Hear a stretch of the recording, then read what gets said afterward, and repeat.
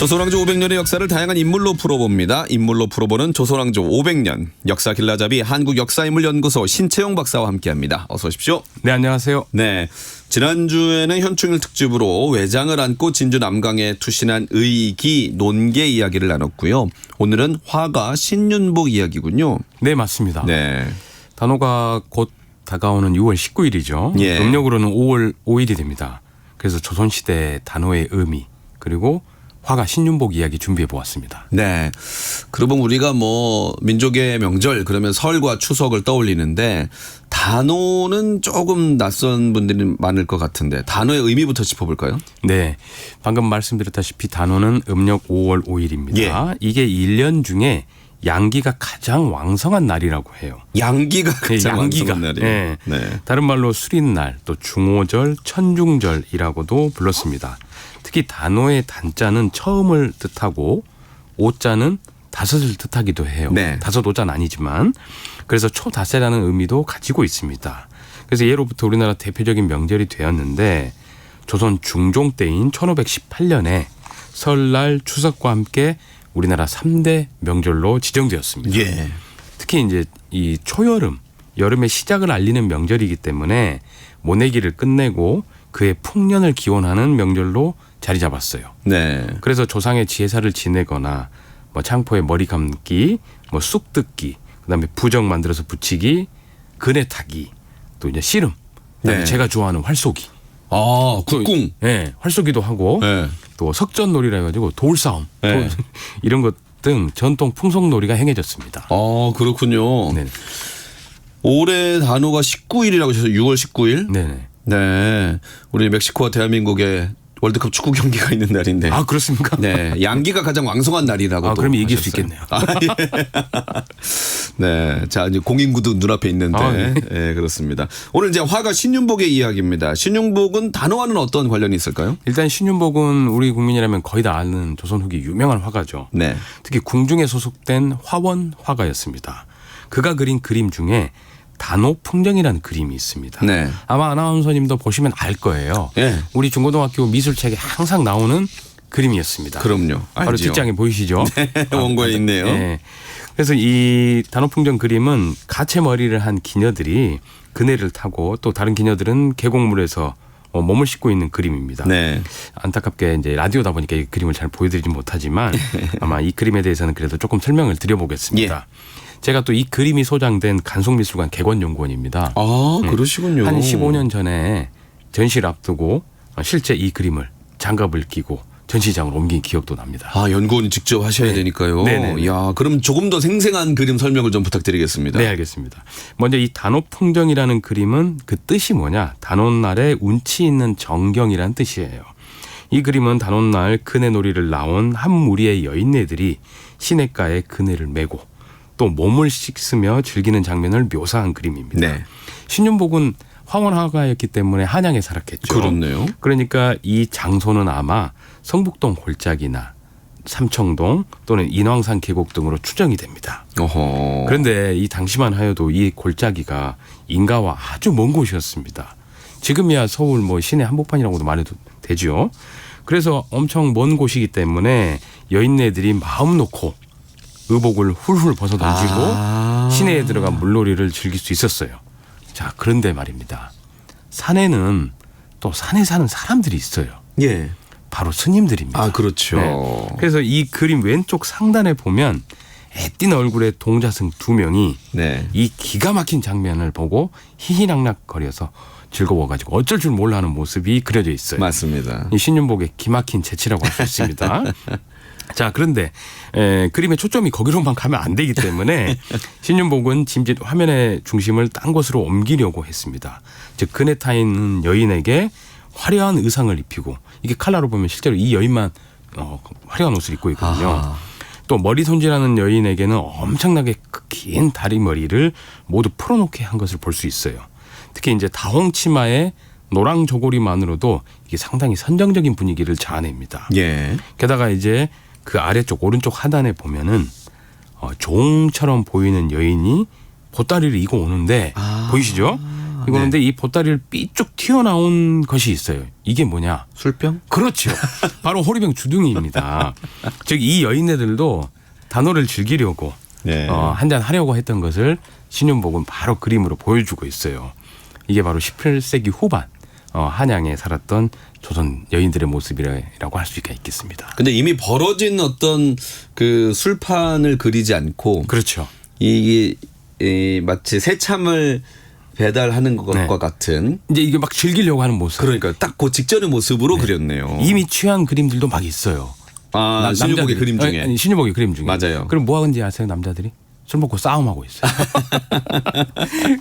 자, 이런 재미난 그림 바로 네. 단오풍경이었습니다. 정말 그 신윤복 특유의 어떤 봄날을 즐기는 낭만과 해악을 그려낸 것으로 보여지는데 이런 생각이 드네요. 예전 어떤 드라마에서 신윤복이라는 화가를 여성으로 설정해서 방영했던 것을 기억이 나는데 이게 어떻습니까? 허구입니까? 아니면 어느 정도 뭐 일리가 있는 얘기인가요?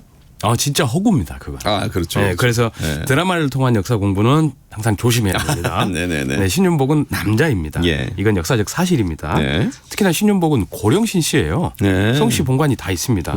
저는 평산 신가입니다. 다른 신씨군요. 피 한 방울도 안 사겠습니다.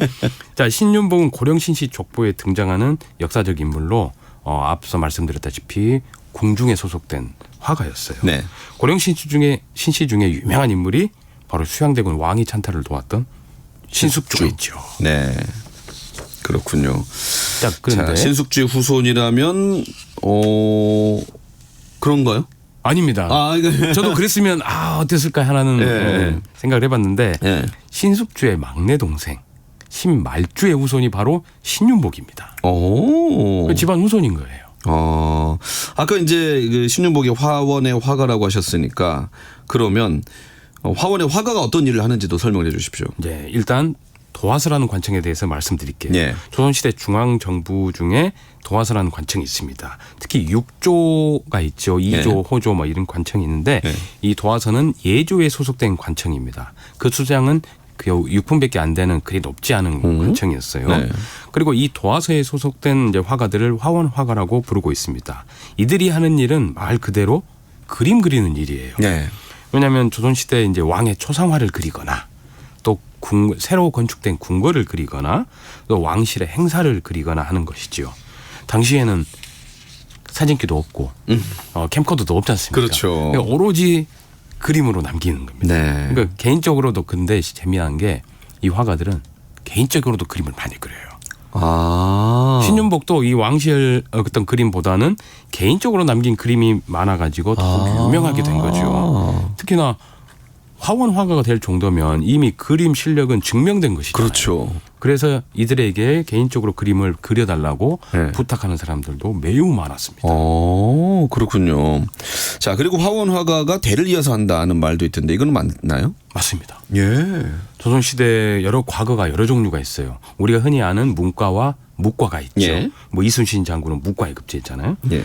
여기에 더불어서 잡과라고 있습니다. 잡과. 네, 좀 표현이 조금 그렇습니다만은 이 잡과에는 의원, 즉 요즘 의사를 뽑는 의과, 또 통역관을 뽑는 역과, 또 수학이나 회계 관련 전문가를 뽑는 산학과 등이 있습니다. 전문직이네요. 이게 전문직이에요. 네. 이분들이 문무과 급제한 양반들보다 돈 더 많이 법니다. 전문직이니까. 그렇죠. 실제로 그래요. 네. 화원 화가도 마찬가지로 시험을 보고 선발합니다. 자, 그런데 이렇게 시험을 보는 것인데도 사람의 재능은 유전을 무시할 수 없나 봐요. 네. 그래서 아버지가 의원이면 아들도 의원을 하고 아버지가 역관이라면 아들도 이어서 역관을 하게 된 경우가 매우 많아요. 예. 그래서 이제 신윤복 집안도 마찬가지였습니다. 그러니까 대를 물려준다는 뜻이 아니라 서로 이 재능이 이 대물림을 하다 보니 그렇게 선발되는 경우가 많다는 뜻이었군요. 네. 게다가 네. 이들 이 잡과 출신들은 주로 대를 이어서도 하지만 그 사돈들도 이런 비슷한 집안들하고 해요. 그래요. 혼인을. 이게 하나의 예. 직업군. 신분 제도에서는 중인이라는 집 없습니다. 예. 우리가 조선시대 신분 제도 하면은 사농 공상으로 오해를 하고 있어요. 예. 그래서 사는 뭐 선비 양반이고 농은 농부고 공은 장인들 있잖아요. 네. 그래서 상은 장사하는 사람들 이걸로 오해하고 있는데 경국대전에 나오는 신분 제도는 양인과 천민밖에 없습니다. 예. 그래서 이 의원이나 화가나 이 사람들은 중인이라고 표현이 되지만 법적인 신분이 중인은 아니었어요. 네. 다만 이들이 대를 이어서 100년, 200년 직업군을 형성하게 되고 예. 이 사람들끼리 또 사돈을 맺게 됩니다. 그래서 재미난 걸 발견했어요. 네. 신윤복의 직계조상 예. 아까 말씀드렸지만 신숙주의 동생의 후손이었잖아요. 예. 신숙주의 동생도 과거에는 급제했습니다. 예. 호가 귀래정이에요. 귀래. 돌아갈 귀. 어디로 돌아가요? 나 벼슬하기 싫다는 거예요. 그래서 벼슬 안 합니다. 과거에는 급제했습니다만. 근데 대를 이어서 쭉 오다 보니까 그래도 먹고는 살아야 되잖아요.